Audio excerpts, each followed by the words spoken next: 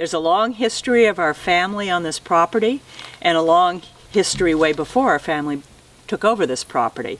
Originally it was a rice plantation. They made a lot of money here. One of the richest families in Charleston were the Izzards and the Middletons. Middleton Place is now under a foundation. They own this property. And we had about 1,000 acres of tidal rice fields here that made a lot of money for the Middleton family. And they own many other plantations up and down the Combahee River and also in Georgetown.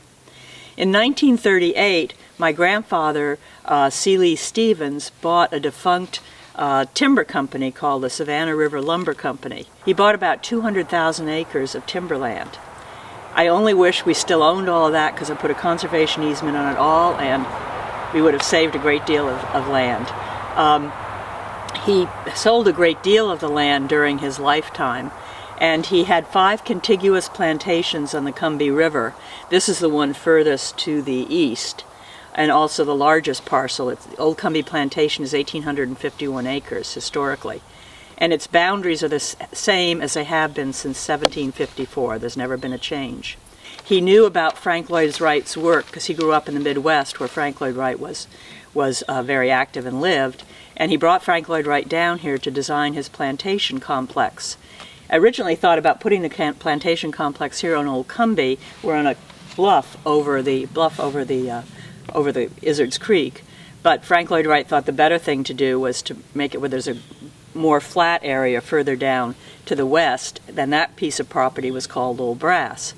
And so my grandfather wanted the property to be totally self-sufficient, so that they'd raise their own food and they could spin the yarn from spin the wool from the sheep and make blankets and anything they needed to make. It never actually came to full fruition, but he was very ambitious in his planning. My grandfather died in 1962.